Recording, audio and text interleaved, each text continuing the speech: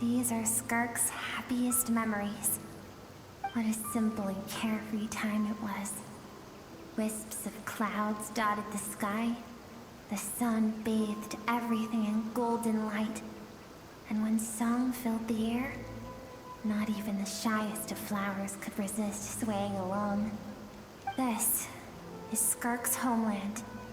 She was so curious about everything as a child, always skipping school to go exploring instead. There was so much to discover.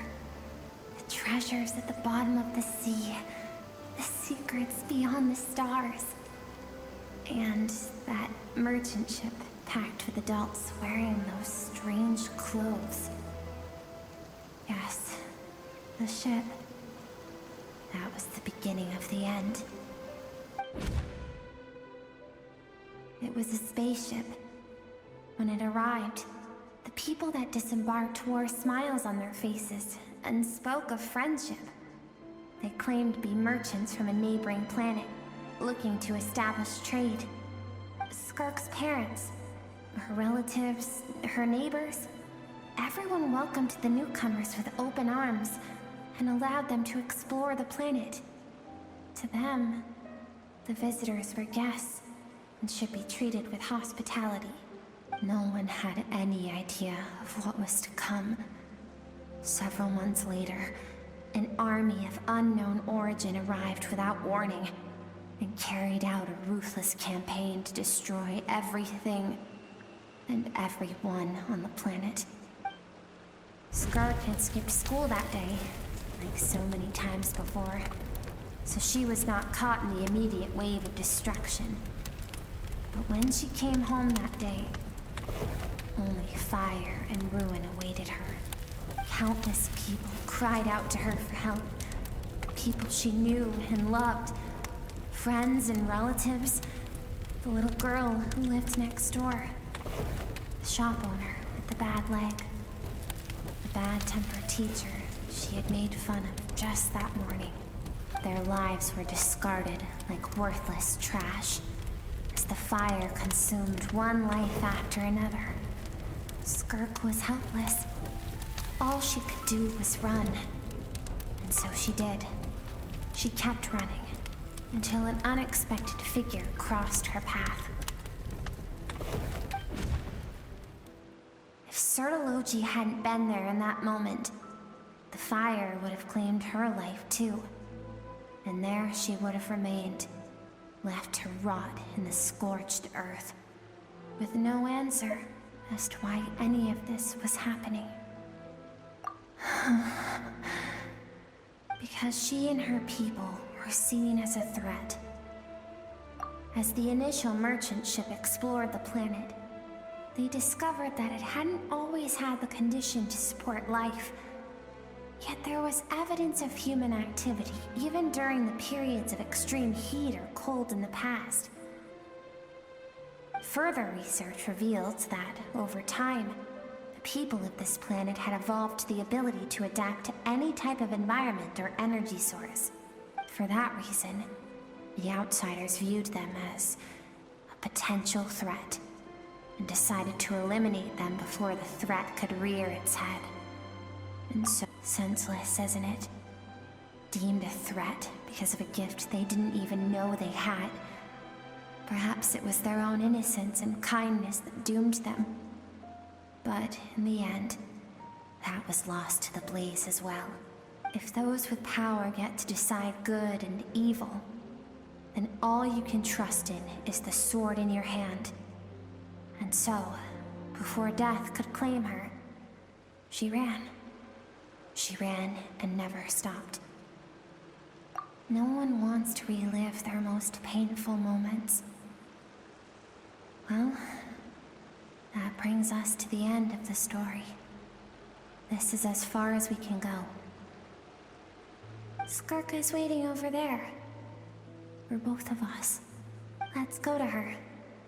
It's time to fulfill my purpose. And my greatest wish over all these years.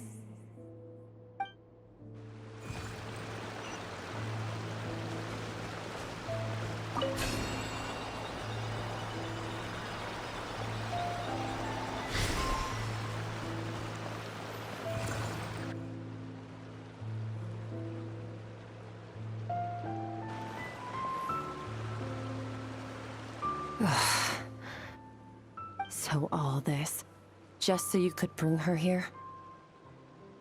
I have things to say to you. Well, to me. I want someone to witness our reconciliation, even if it takes an argument to get there. And she is the best choice in this moment. Her suppressed emotional self. The version of herself she keeps locked in the recesses of her mind, stifled by reason. All those rejected impulses, those discarded aspects of your past selves, they are a part of me now. I am who you used to be. Someone you have refused to face for too long. So, I came to face you instead. You're wrong. I've faced you all along. And that's exactly why I keep you locked here. Your existence makes me weak. Moments of joy and longing are when we are most vulnerable. Don't forget, it was a penchant for goodness over reason that doomed our homeland in the first place. The vastness of the universe renders everything insignificant. Our feelings most of all. Even so, learning from the mistakes of the past doesn't have to mean erasing everything. Strip yourself of your so-called weaknesses, emotions like kindness and empathy, and what makes you any different from the ruthless soldiers who slaughtered our people? The difference is that I'm doing what is right, what is necessary. I allow you to exist, but with limited freedom. That is the greatest kindness I can offer. I've shouldered everything you couldn't carry. I rose above the numbness and emptiness, and it was cold, unfeeling reason that brought me this far. It made me who I am. It made me strong. That is the problem. I want to shoulder those things together. On the grand scale of the entire universe, maybe our feelings are vanishingly small, but why should that mean they don't matter? Emotion gives warmth to the cold expanse of space. It gives meaning to the world around us. Think back to those nights of gazing at the stars, those afternoons of exploring the unknown. Think back, and let them grant you peace.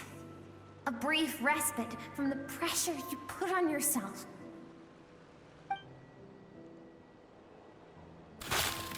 That isn't what we need. It's exactly what we need. Aren't you curious about why recovering your strength has taken longer than normal this time? Finally, you get to the important part. That is the only answer I came here to find. Then look around. Look at your inner world. You cast aside your dreams and curiosity, and in doing so, you lost your original motivation. You severed all connection to who you used to be, so you can no longer draw strength from your past. Now, the only things driving you forward are fear and survivor's guilt. But these cannot take you far enough. And so, this river, the source of your strength, grows more polluted by the day. And you think that means I should seek help from a weak little thing like you? Your emotional self isn't weak. The fact that she transcended time and broke free from her constraints to come and face you, that proves it. Thank you for saying that. I knew bringing you here would be the right choice. To be honest, I'm not here to argue with you. This isn't about who's right or wrong. And in fact, I agree that in order to make it through the wake of that tragedy, we had to distance ourselves from the pain through reason over emotion.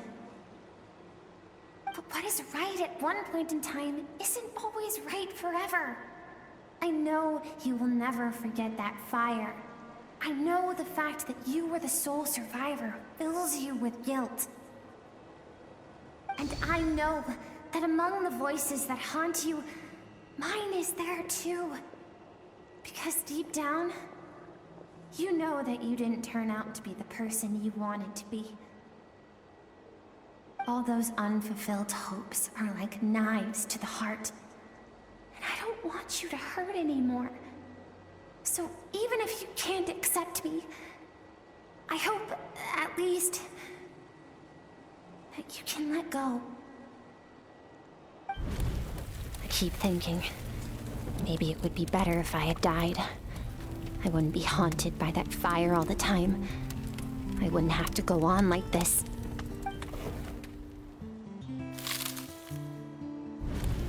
Your dad and I, we're not afraid to stare death in the face, but we need you to survive.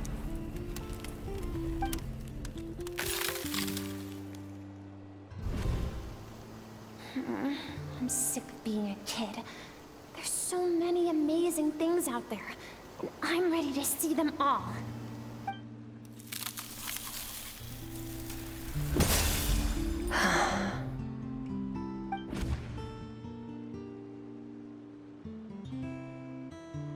I remember.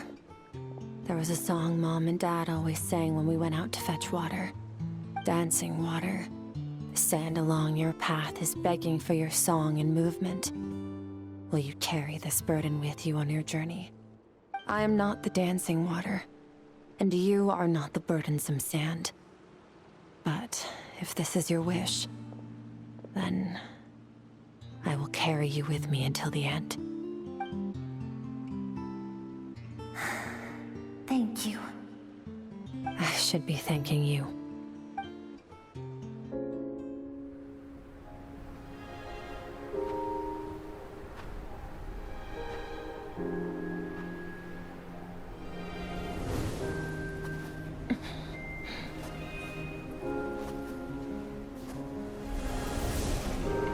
Run, Skirk, run! Remember, leave no one alive!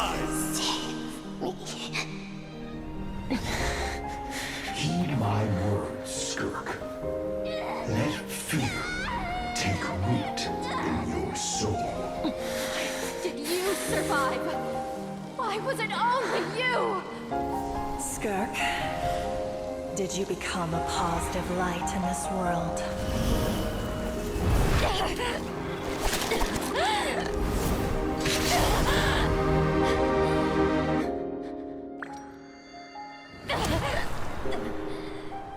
Hey, this doesn't have to be the end.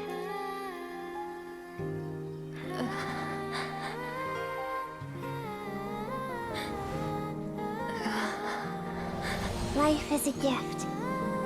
Don't let darkness claim it.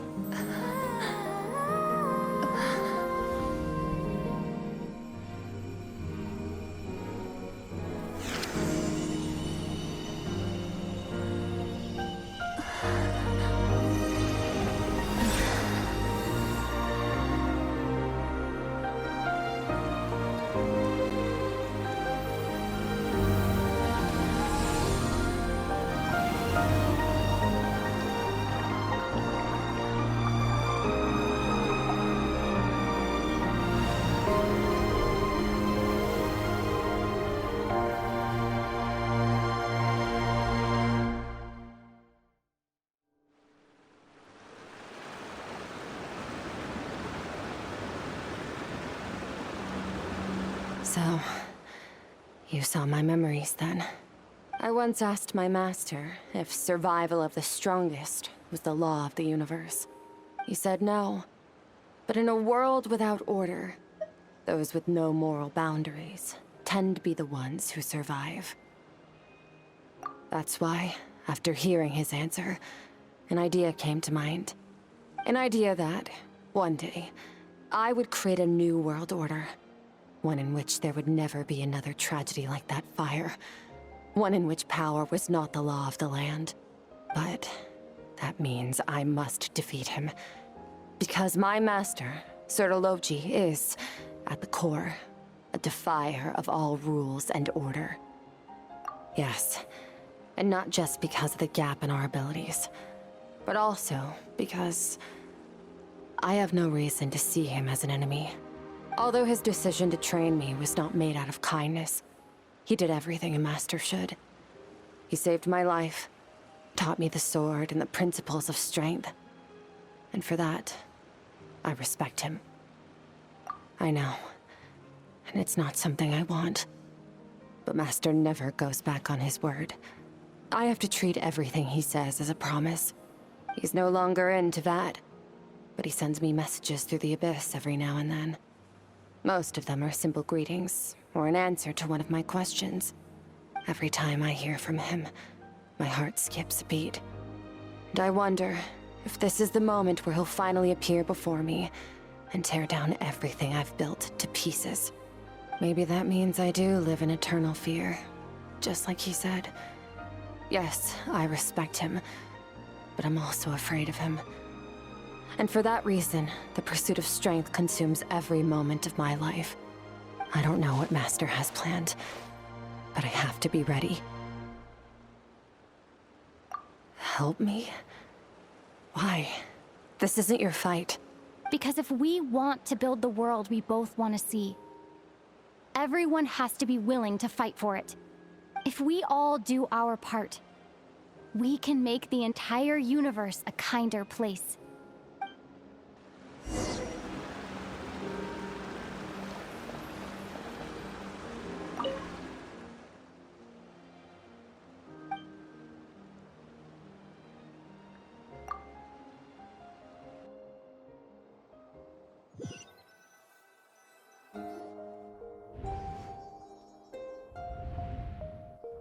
Oh, you're finally awake!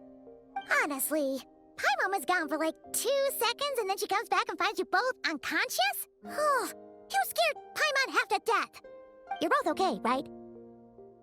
What does it look like? Only water from the source can cleanse the rot and filth that flows from the past into the future. I taught you to incorporate the experiences from your journey into how you fight. I suppose what happened today will become an inseparable part of who I am. Okay, so Paimon feels like she's missing some important context. But whatever. Paimon brought back tons of delicious snacks! Let's dig in!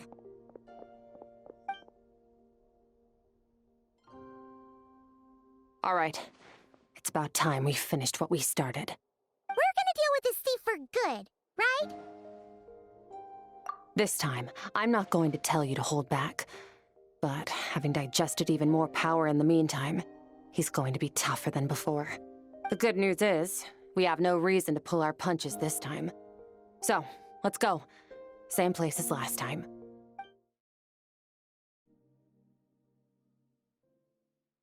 The fog is gone! Wait, isn't that the form the all-devouring narwhal changed into? How come he knows that, too? Really? So, you're telling Paimon that giant whale and this guy can both turn into the fowl? How does that work? It's a subconscious instinct. Any intelligent being who longs for his level of strength is bound to mimic his appearance. It's a natural response after encountering someone as powerful as Master. To them, he represents ultimate power. We know the person before us has encountered Master, and we know he stole a portion of my power. So it's not surprising that he would assume this form. Okay. Oh, the closer Paimon looks, the more intimidating it gets.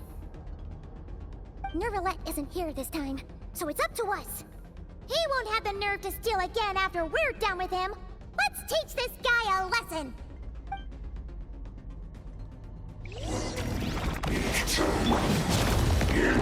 Wipe out! Into the void!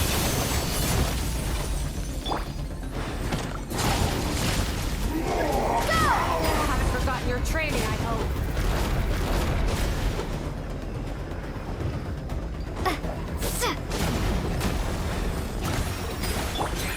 Merciless. Another star goes out!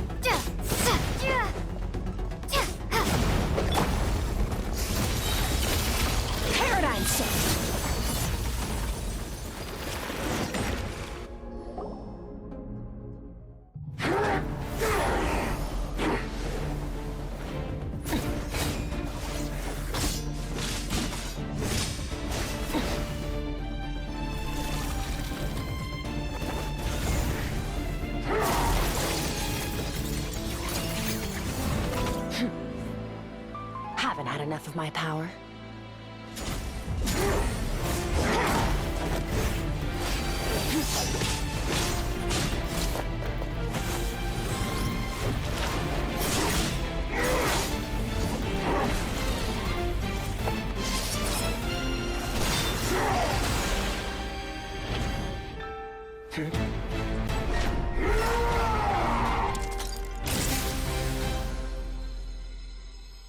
Well then, let's see how much more of this power you can handle.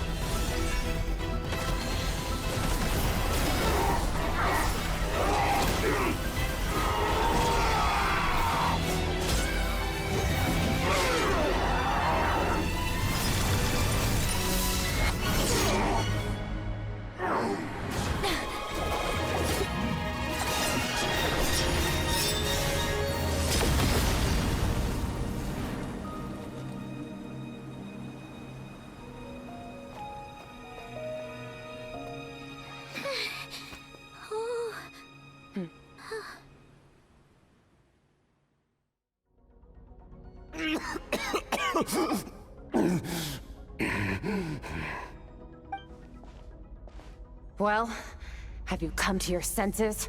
You saw that my body was at its limit. So, you deliberately channeled your power into me, knowing that it would destroy my shell from within. Such power, such keen battle instincts.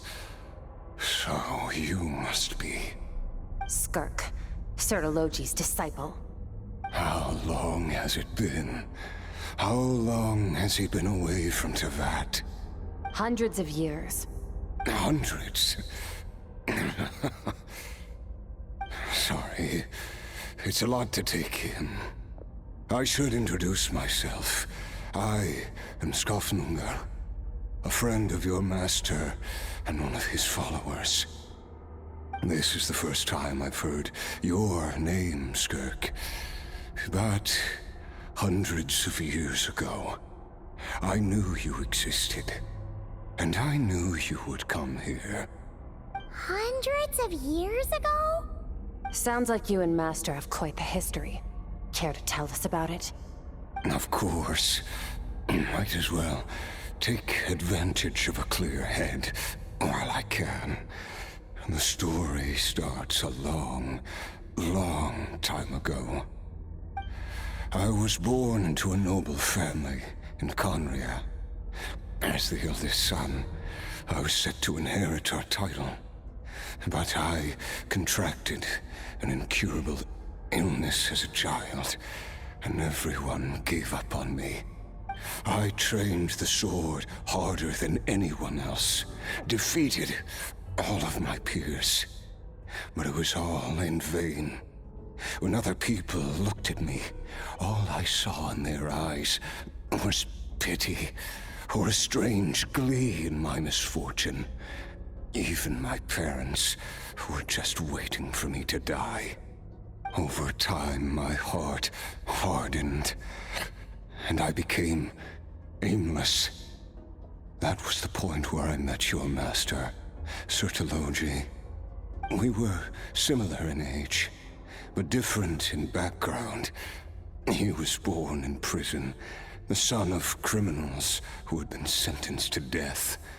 He spent his childhood wandering the streets, facing more criticism than the literary works in the Universitas Magistrorum. Yet, he always wore a smile on his face, as if kindness and malice were one and the same, and he could not see the difference. I still remember what he said to me when we first met. You need to fight to survive. Even if it's a losing battle, it should light a fire under you. How can you sit back like this and go down without a fight? That does sound like something he would say. He was the first to acknowledge that I was worth something, and he inspired me to keep going. When we sparred together, it was the first time I'd actually felt the thrill of combat. When I was 10, he stole forbidden research materials and managed to cure my illness. It was like there was nothing in this world he couldn't accomplish. When it came to the human form, he was always intent on pushing the boundaries of possibility. But somewhere along the way, I fell behind. My talents were nothing compared to his, and at some point, I realized he had pulled so far ahead, I was too embarrassed to even ask him to spar. After his grand endeavor was successful, he sought me out and said to me, "This planet no longer holds anything of interest to me, so I'm leaving. But first, I have an offer. I can use a power I have just refined to break the curse of immortality for you. Your death was once what we worked so hard to prevent. But the immortality you now face is a different kind of pain altogether." I'll pass. Immortality doesn't sound so bad to me. Since I can't die, it means I have an infinite amount of time to get stronger.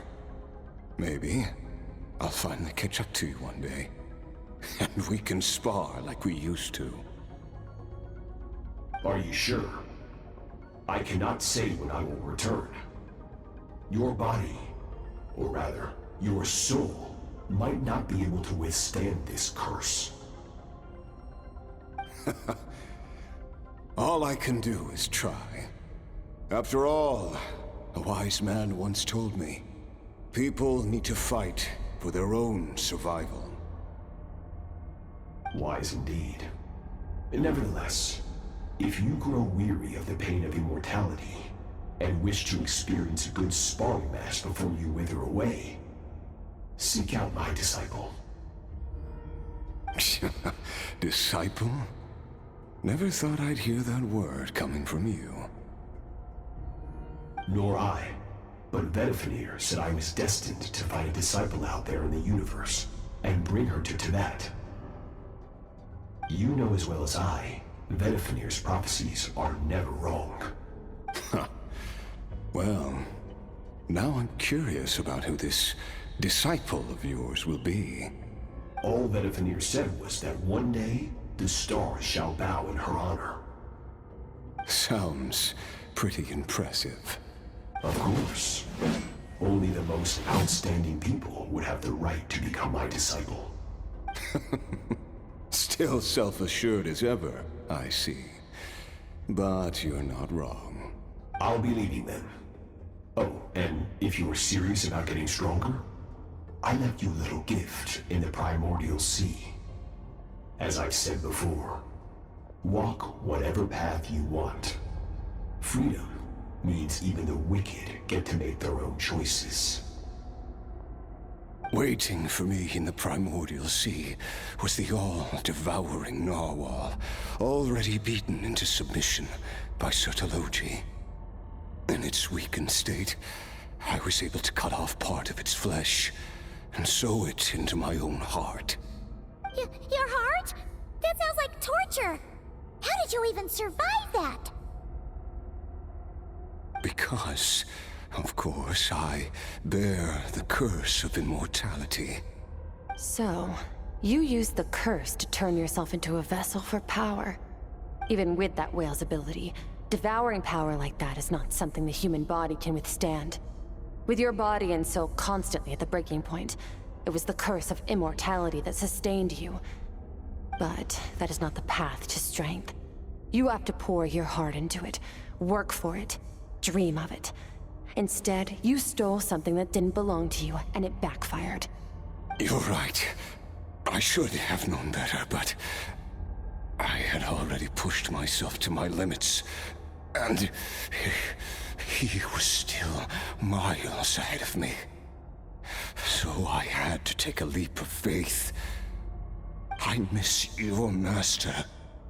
I miss the days when we were all together, troublemakers without a home. I don't regret the choice I made. But if you'll allow it, I do want to apologize. To both of you. After the beating we just gave you, I think we can call it even.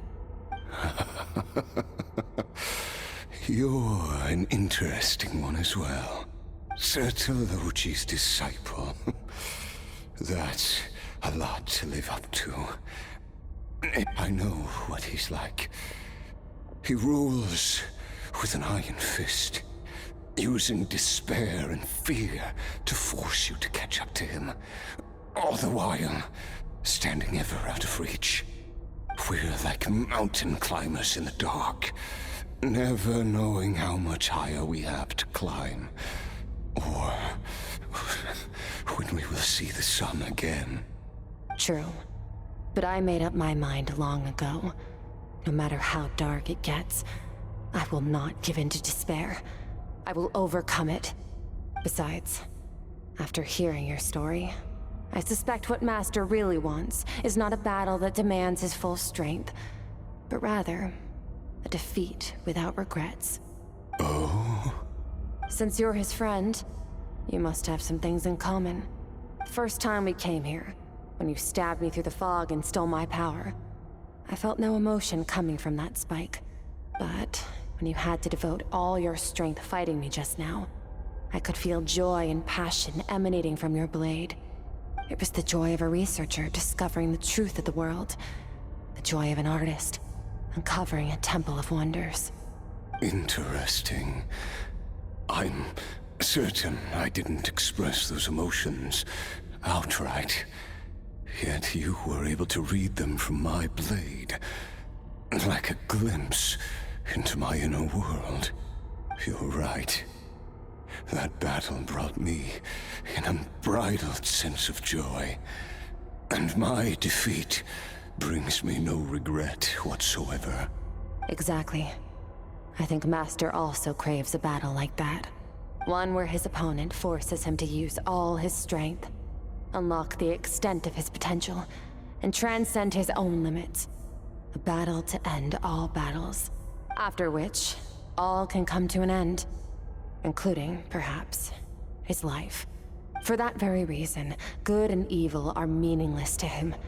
He has one purpose, one goal: to complete himself. It's one of the secrets to his strength. Perhaps you're right. Perhaps that is his call. What a battle that would be.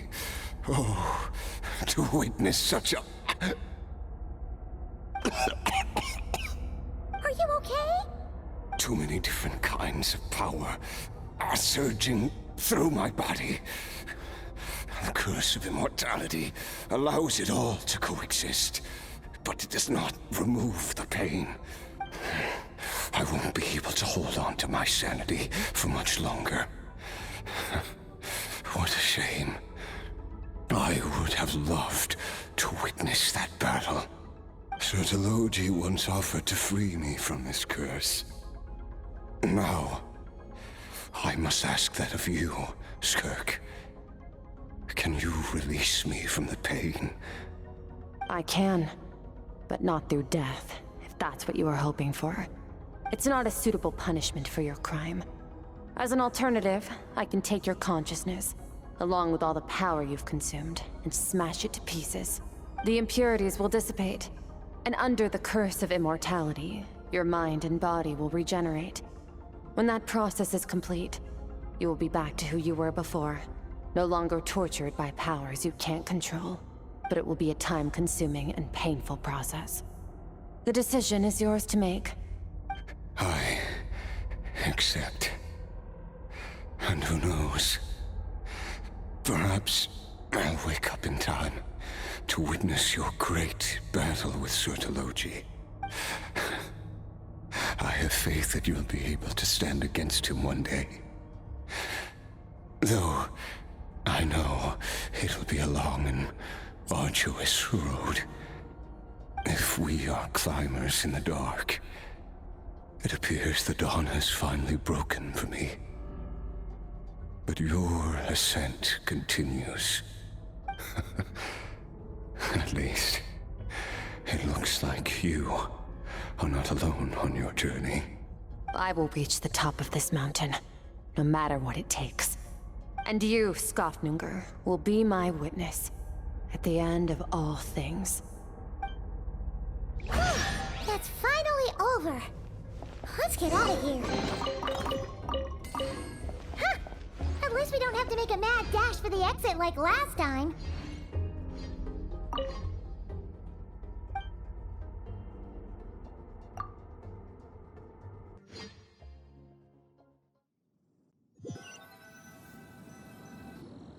We did it! Ah, it's only been a few days, but it feels like forever. Once again, we've proved there's nothing we can't overcome. We're just that awesome. Wow, you sound even more confident than usual. Guess you really have become stronger. Today sure went by fast. It's night already. Oh wait, that reminds Paimon. The stars you mentioned, the ones that died out, are they back now? Yes. The power Skofnunger stole has been returned. So, the stars have regained their light. Great! Huh, it's crazy that you even noticed their light was gone. There are so many stars in the sky. If a few disappeared, Paimon definitely wouldn't be able to tell. I suppose it's because I have gazed upon this sky for centuries. The false stars, hanging in the meticulously planned sky, glittering with rotten light. It's not real. And yet, it is for that very reason that I can look upon it and enjoy the momentary peace it brings. Even the most beautiful of bubbles has to burst. We will return to the real universe one day, whether of our own volition or not. Time marches ever forward. Even the innocent and naive will taste life's bitterness. Yet through hardship, we grow until we learn to seize the sands of time for ourselves and uncover our true strength. Though we gaze upon a false sky, its vastness and majesty is palpable. One can only wonder, what is it going to take for kindness to reign supreme in the vast expanse of the universe? Ugh, this is all going over Paimon's head. But if she knows one thing, it's that the Traveler always finds a way. Ever since we met, she has filled Paimon's days with happiness. No matter how tough things get, she always finds a way to make it better. If it's too big a job for one person, then we'll do it with two. And if two's still not enough, then three. We've met so many amazing friends, and accomplished so many amazing things. As long as we don't give up, we can make any wish come true. I suppose when it comes to you, anything is possible. Well, I should be going. Now that my power is no longer isolated from my emotions, I need more practice to get used to it.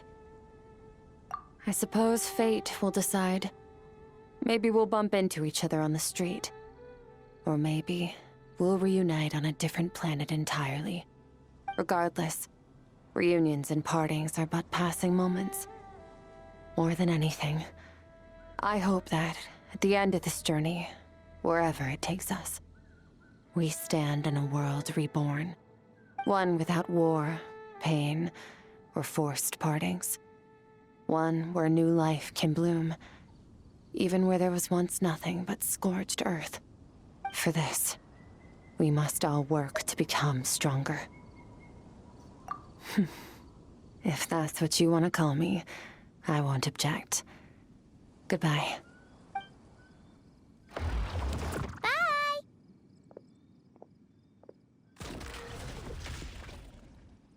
Is it just Paimon, or is she being nicer than before? We definitely count as friends after all that, don't you think? Hey, what do you think about camping here tonight? There's nothing quite like sleeping under the stars. Come tomorrow, we can continue our journey. Oh, and since Paimon treated you to that super nice meal at Wanmin Restaurant, it's about time you returned the favor.